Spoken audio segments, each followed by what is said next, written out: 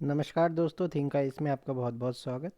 आज हम interpersonal skill, अंतर्वैयक्तिक संबंध और कम्युनिकेशन यानी संप्रेषण इस विषय पर चर्चा करने जा रहे हैं। यह जीएस पेपर 2 सी सेट से संबंधित विषय है।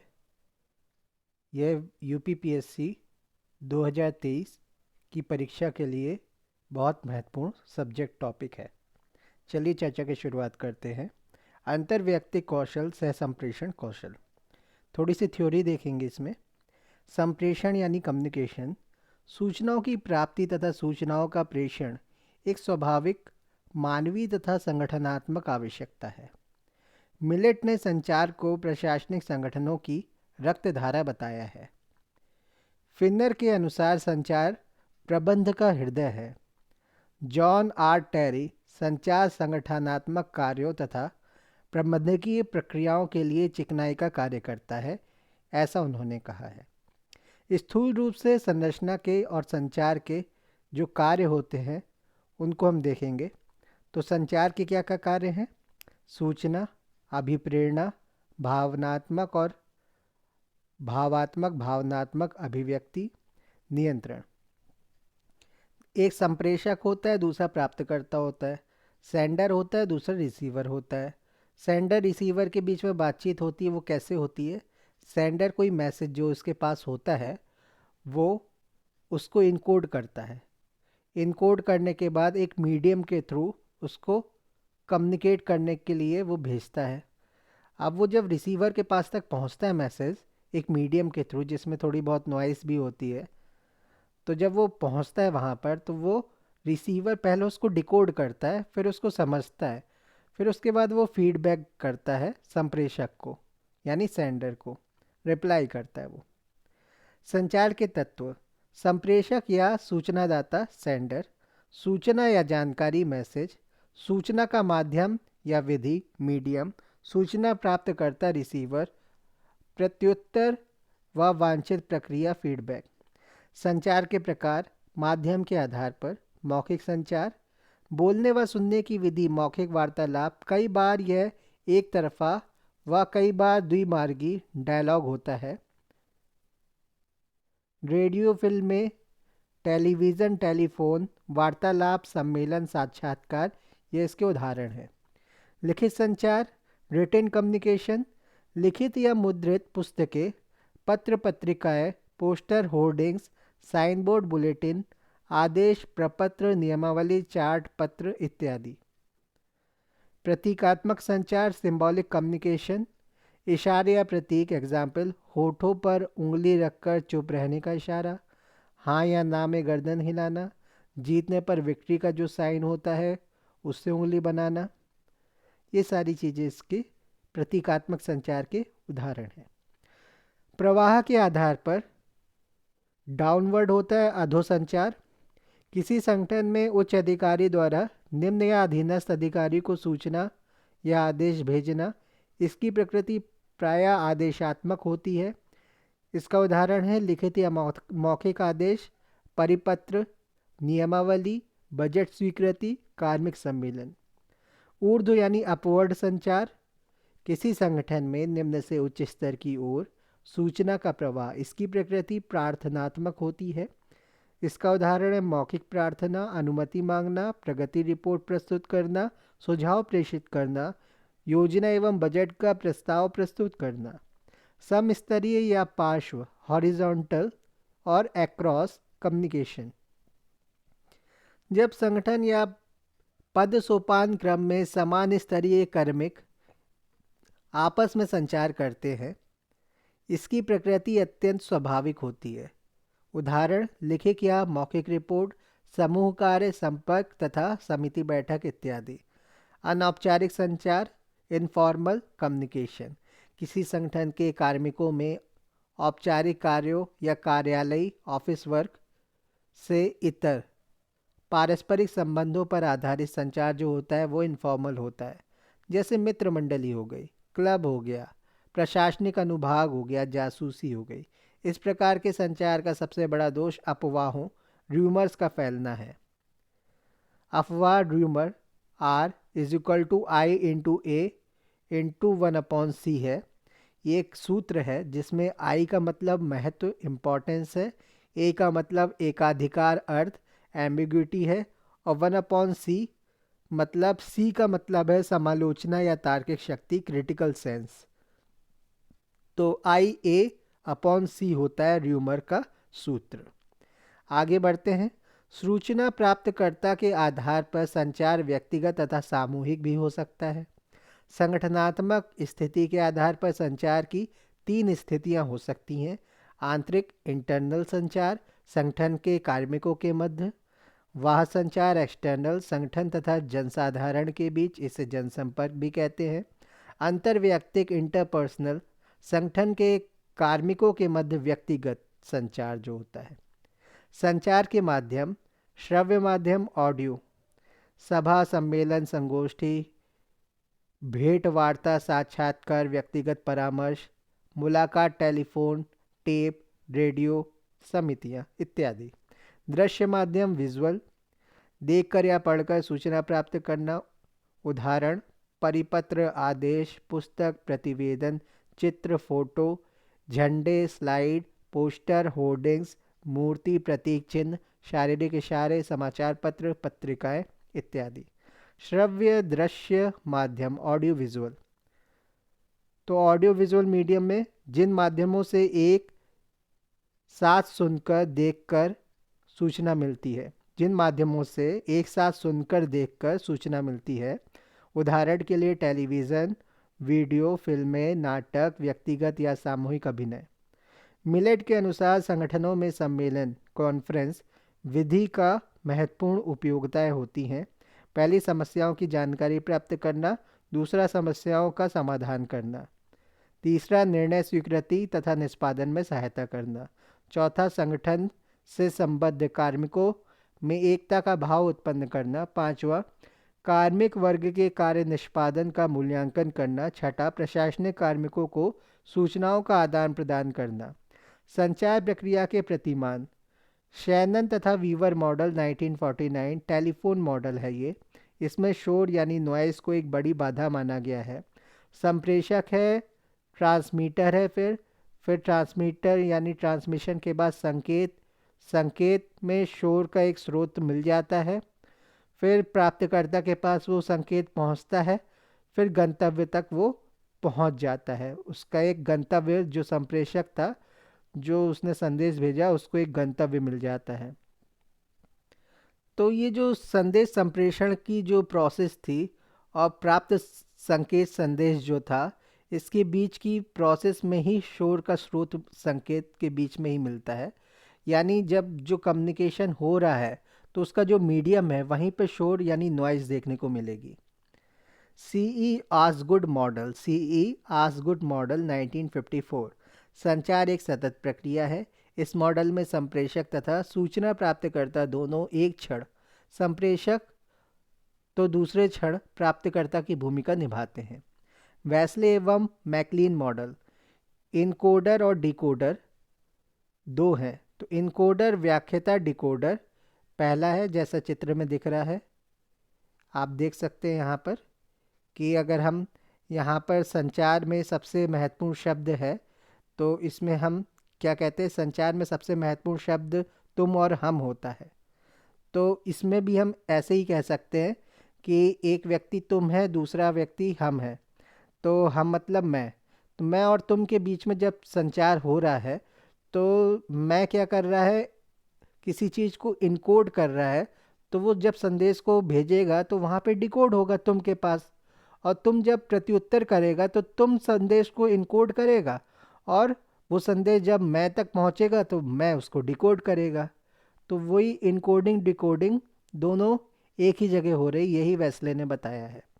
अब लीगन मॉडल को देखते हैं। इसमें 6 तत्व होते हैं: संप्रेषक, इनकोडर, माध्यम, डिकोडर और प्राप्तकर्ता। फिर हम देखेंगे विल्बर श्रम मॉडल। तो विल्बर का श्रम मॉडल जो है इलेक्ट्रॉनिक क्षेत्र से संबंधित फीडबैक को संचार का अनिवार्य तत्व माना जाता है। संप्रेषक संदेश भेजता है माध्यम के थ्रू, फिर उसका विवेचन होता है, फिर विवेचन के बाद प्राप्तकर्ता तक पहुंचता है, फिर उसकी एक प्रतिक्रिया होती है। फिर लासवेल मॉडल है, एराल्ड डी लासवेल 1948 में इन्होंने दिया। यह संचार प्रक्रिया का शाब्दिक मॉडल है। इसमें एक स्रोत होगा, स्रोत मैसेज को इनकोड करेगा वहाँ पर। फिर यह पूरा एक क्षेत्र अगर हम बना लें, स्रोत है, मैसेज इनकोड हुआ, फिर वो संकेत के रूप में गया यानी मीडियम, तीनों को इसमें अनुभव क्षेत्र का रूप दिया गया है। फिर जब मैसेज जो है डिकोड के लिए गंतव्य के पास तक पहुंचता है, तो वो पूरा जो क्षेत्र है वो अनुभव क्षेत्र दूसरा कहलाएगा। तो ऐसा ही जो शाब्दिक मॉडल बनाया है लासवेल ने संचार प्रक्रिया का, तो लासवेल के प्रश्न कौन कौन से हैं?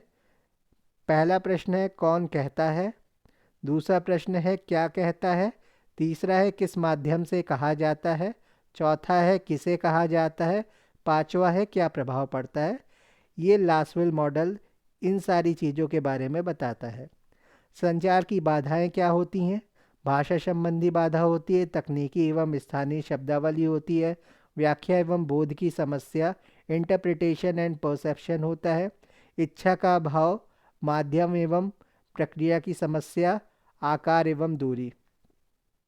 अच्छे संचार के सिद्धांत: संचार स्पष्ट हो, प्राप्तकर्ता की अपेक्षा के अनुरूप उद्देश्यपूर्ण हो, संपूर्ण एवं समुचित हो, समय अनुसार हो, समानता तथा एकरूपता हो, संचार में लोचशीलता फ्लेक्सिबिलिटी हो, प्राप्तकर्ता को स्वीकार्य हो। ये सारी चीज़ें अच्छे संचार के सिद्धांत हैं।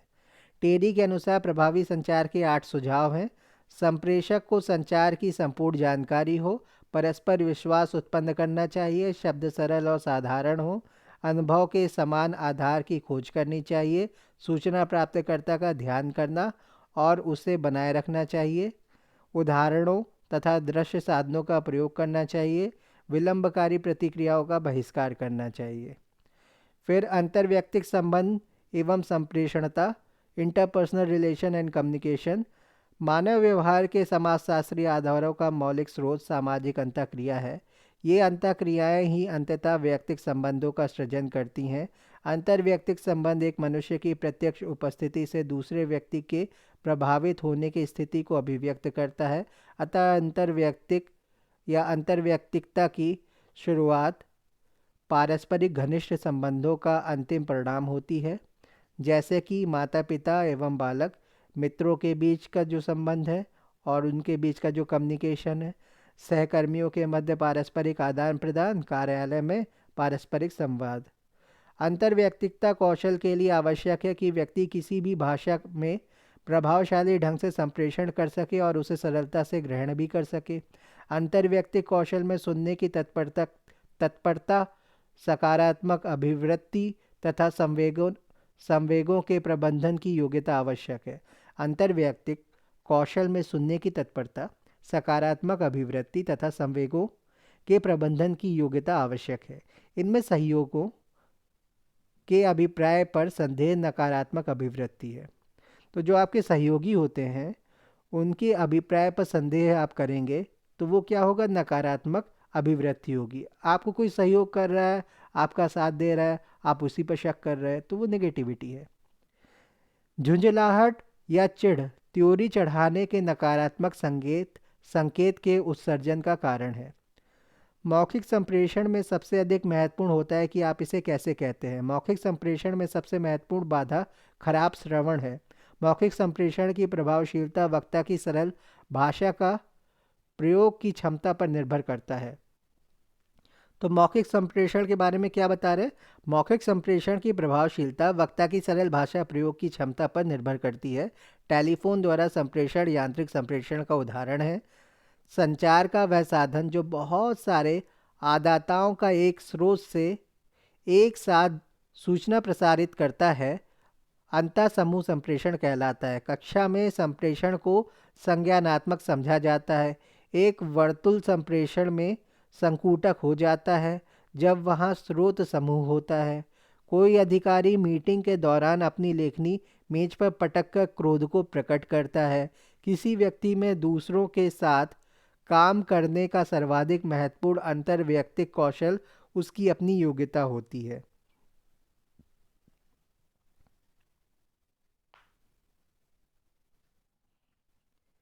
अब हम बात करते हैं किसी संप्रेषण में भाव भंगिमा और उसके अर्थ के बारे में।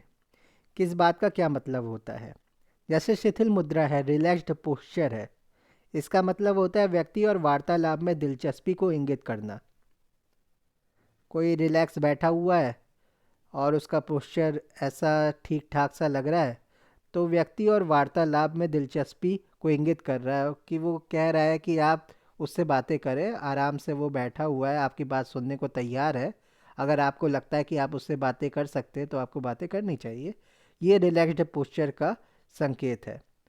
फिर बाहें आराम की मुद्रा में आम रिलैक्स्ड निष्कपटता या खुलेपन का संकेतक है कि कोई व्यक्ति आराम से बैठ गया तो उसमें निष्कपटता और खुलापन है कि वो ईजिली आपसे बात कर सकता है, उसको संकोच नहीं है आपसे बात करने में। फिर आंखों के मध्य अच्छा संपर्क, गुड आई कांटेक्ट, दूसरे व्यक्ति में दिलचस्पी का द्योतक है कि वो आपसे बात करने के लिए कीन है, मतलब आपसे बात करना चाहता है, बहुत उत्सुक है। तो अगर अच्छा eye contact, good eye contact बन रहा है किसी व्यक्ति से, तो आप उससे तुरंत बातें कर सकते हैं।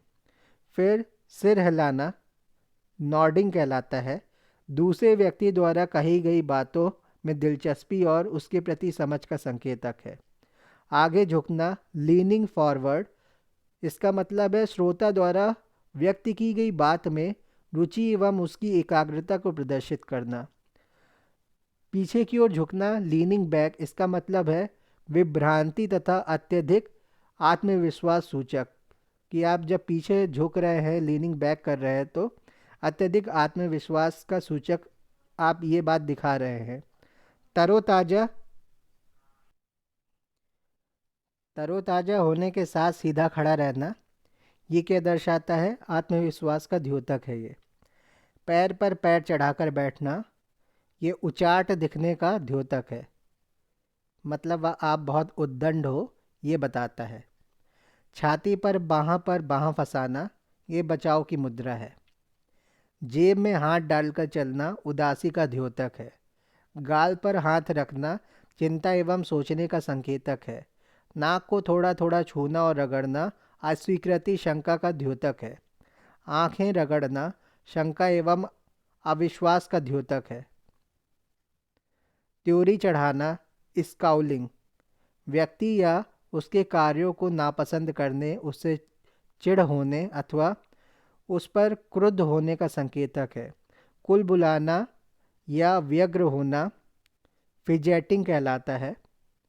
बार बार इधर उधर टहलना, उंगलियों को थपथपाना, सामान्यतः उचाट, ऊब अधीरता या उतावलेपन का संकेतक है। और सबसे लास्ट है जम्हाई लेना, यॉनिंग, ऊब या भ्रम का द्योतक है। अब हम कुछ महत्वपूर्ण तथ्य देखेंगे, फिर उसके बाद अपनी ये प्रश्नावली को देखेंगे। महत्वपूर्ण तथ्य हैं, संप्रेषण में सर्वाधिक सहायक श्रव्य कौशल सक्रिय श्रव्य है। अशाब्दिक संप्रेषण के लिए प्रेषक और ग्राही दोनों का एक ही सांस्कृतिक परिवेश में होना आवश्यक है। ग्रेप वाइन की परिघटना अनौपचारिक संचार है। प्रभावी संचार के 6 कारक है: स्पष्टता, प्राप्तकर्ता की अपेक्षानुसार, पर्याप्त, एक समान, स्वीकार्य, निरंतर प्रवाह। तो क्या 6 कारक है प्रभावी संचार के? स्पष्टता, प्राप्तकर्ता की अपेक्षानुसार, पर्याप्त, एक समान, स्वीकार्य, निरंतर प्रवाह। ये हैं टोटल 6। संचार के 3 माध्यम ऑडियो विजुअल और ऑडियो विजुअल। तो पहला ऑडियो, दूसरा विजुअल, तीसरा ऑडियो विजुअल। संप्रेषण का सार है समझना, क्योंकि यह संचार का मर्म है। संगठन में संचार के 3 प्रकार है: आंतरिक संचार, वाह संचार, अंतर्वैयक्तिक संचार। संगठन में संचार की दिशाएं ऊपर से नीचे, नीचे से ऊपर, समान स्तर पर। कम्युनिकेशन शब्द की उत्पत्ति लैटिन भाषा के कम्युनिस शब्द से हुई है। संप्रेषण में किस का नियम? KISS, keep it short and simple, अपनी बात को जटिल एवं बढ़ा चढ़ाकर रखने की बजाय सरल तरीके से प्रस्तुत करना। विकर्ण संप्रेषण, संगठन में प्रबंधक और श्रमिकों के बीच संप्रेषण जो होता है उसको हम क्या कहते हैं? विकर्ण संप्रेषण कहते हैं। संतुलित विभाजन प्रतिमान, विभिन्न विषयों के जानकार व्यक्तियों के बीच समानता समानता के साथ संबंधों का संतुलित विभाजन। समानता प्रतिमान की बात करें, एक ही लिंग युगलों के बीच संप्रेषण। एकाधिकार प्रतिमान, केवल एक ही व्यक्ति को बोलने का अधिकार। संप्रेषण प्रक्रम के चरण, प्रेषक, कूट संकेतन यानी कोडिंग, या जिसको हम कह सकते हैं इनकोडिंग, संदेश फिर आता है, फिर विसंकेतन डिकोडिंग, फिर ग्रहण होता है। घूर्णा अशाब्दिक संप्रेषण का असौहार्दपूर्ण संकेत समझा जाता है। घूर्णा अशाब्दिक संप्रेषण का असौहार्दपूर्ण संकेत समझा जाता है। टेलीफोन यांत्रिक संप्रेषण का उदाहरण है। अंतर समूह संप्रेषण संचार का वह साधन जो बहुत सारे आदाताओं का एक स्रोत से एक साथ सूचना प्रसारित करता है। कक्षा में संप्रेषण संज्ञानात्मक संप्रेषण प्रणाली को तकनीकी रूप से सक्षम बनाने का श्रेय शैशान को मिलता है। शैशान ने कहा था संप्रेषण प्रणाली तकनीकी रूप से सक्षम है और उन्होंने सक्षम बनाया था। संप्रेषण की प्रमुख अवधारणाएं। विश्व की समस्त समस्याएं संप्रेषण से संबंधित नहीं होती। संप्रेषण का एक प्रसिद्ध प्रतिमान अभियांत्रिक प्रतिमान है। अशाब्दिक संप्रेषण को विभाजित किया जाता है सन्निकटता संप्रेषण में। मनोवैज्ञानिक संप्रेषण प्रतिमान की विशेषता, यह एक बंद पॉश प्रणाली है। प्रशासन में आज जो आधुनिक तकनीकी का प्रयोग सर्वसुलभ हो गया है, इसका मूलभूत सिद्धांत आधारित है अभियांत्रिकी मनोवैज्ञानिक प्रतिमान पर। संप्रेषण प्रक्रिया के प्रमुख अवरोधी तत्व हैं व्यक्तिगत संवेदी अंगों की विकृति। मनुष्य स्वयं संप्रेषण को सर्वाधिक प्रभावित करता है जबकि उसकी भाषा में विकृति है। एक व्यक्ति में प्रभावी श्रवण निम्नलिखित किस परिस्थिति में समाप्त हो जाता है? बाधक व्यक्तित्व के कारण। प्रायः अशाब्दिक संप्रेषण को प्रयोग किया जाता है शाब्दिक संप्रेषण को प्रभावी बनाने के लिए। यदि दो व्यक्ति साथ साथ हाथ में हाथ डालकर चल रहे हैं तो इस प्रकार जो अशाब्दिक संप्रेषण होगा दोनों व्यक्तियों में निकटस्थता यानी निकटता और प्रेम को दर्शाएगा।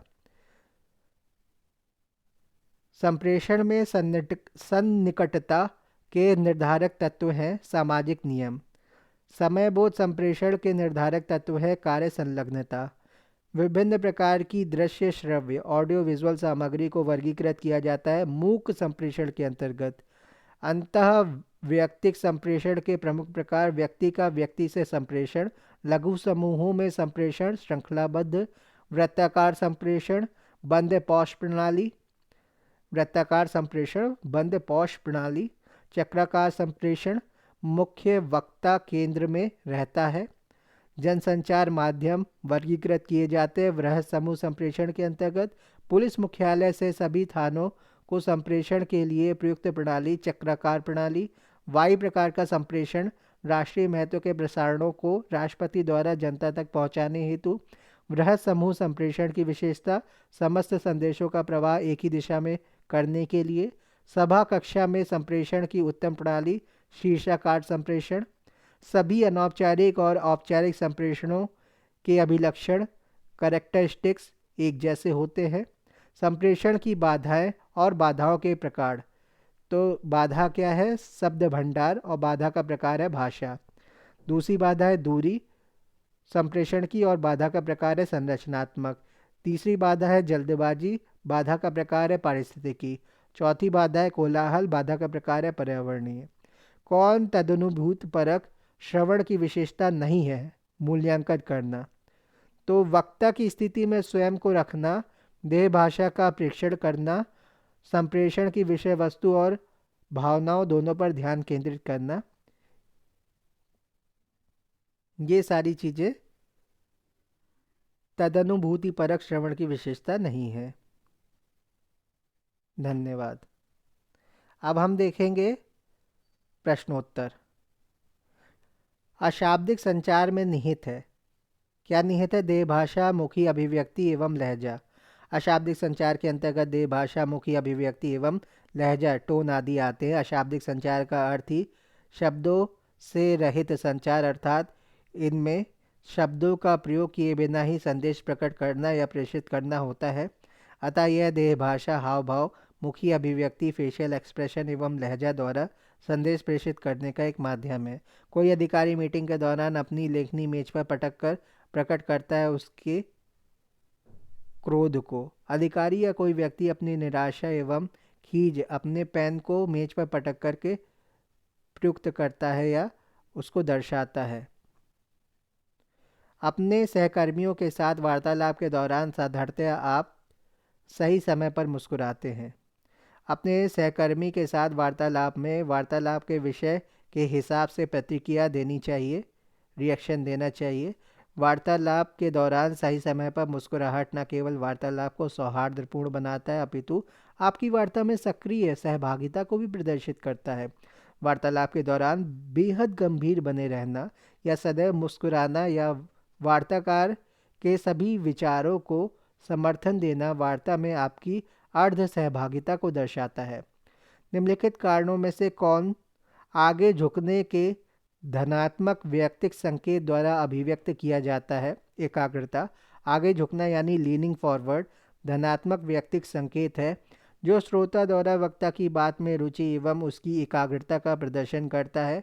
यह श्रोता की प्रतिबद्धता को भी व्यक्त करता है। लीनिंग बैक विभ्रांति या अत्यधिक आत्मविश्वास का सूचक है।